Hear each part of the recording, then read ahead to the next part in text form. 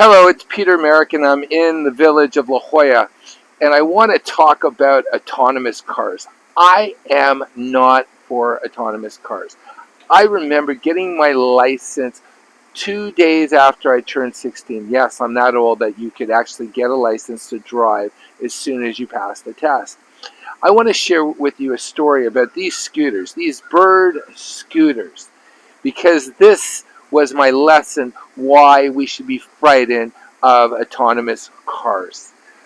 About 2.5 years ago, when the world was somewhat normal, I was going to a conference and I was walking there, but what I was planning to do is I was planning to jump a bird scooter to take the last 2 miles there. Well, what happened was I went outside the zone. It's called a black zone. And what happened at that point is it stopped. And I had to walk back to where it allowed me to drive. So what happened was the scooter stopped me. It stopped me from going where I wanted to go. Think about that. Think about autonomous cars, that they would be able to black out areas and stop you from going where you're able to go. That is so key. What is so wonderful about gasoline cars is you put gas in it and you can go anywhere you want. So I know that we all like convenience. I just remember the fact that I had to walk back 1.5 miles with this scooter because it would not let me ride. And then I had to go and jump a cab. And it just dawned on me that I don't want to be in a vehicle or live in a world where at some point some algorithm can actually turn me off. People accuse me of being old school. You send me an email, I would prefer to pick up the phone and give you a call because I want to know the nuances of the person that I'm dealing with. When I was living in Toronto, I've thought about this quite a lot.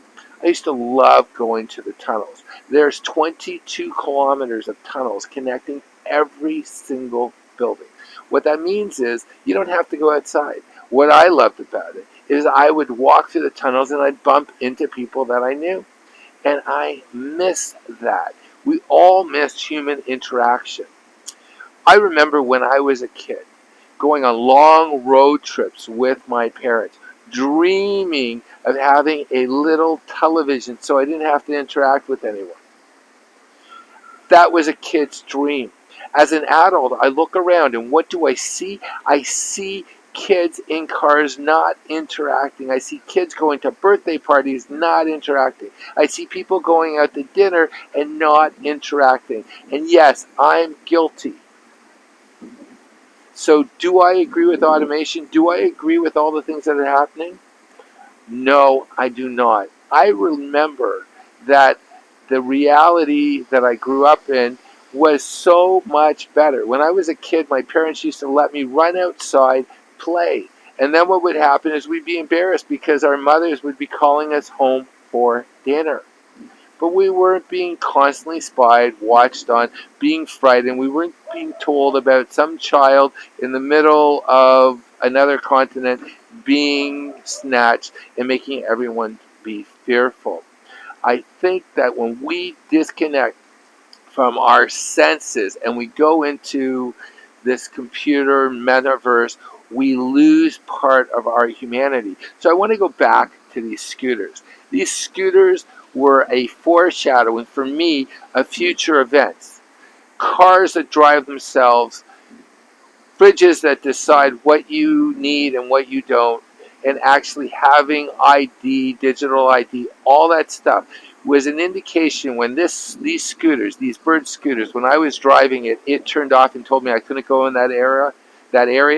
That made me think of the future events, foreshadowing, that someone or some computer program can actually turn off what I do, stop my life in this world. And that's a thought I just wanted to share with you. Is technology worthwhile? Are we conscious of what we're using? I'm going to leave you with one last thought. When I got my license, remember I shared with you I got my license when I was really young? they did not have photo ID, but when they implemented the photo ID, they said they weren't going to keep the picture, and it was just to go and identify who we are. Well, slowly the temperature in the pot actually got turned up. Now you go, they have pictures of you, they fingerprints, everything. And when they were first implementing this, they were saying they would never use it, they would not keep it. So be careful what you wish for, because the reality might be dystopian. Thank you so much for listening to my video. If you like, give me a like, give me a share, make a comment, and I look forward to speaking with you and sharing some observations in the future.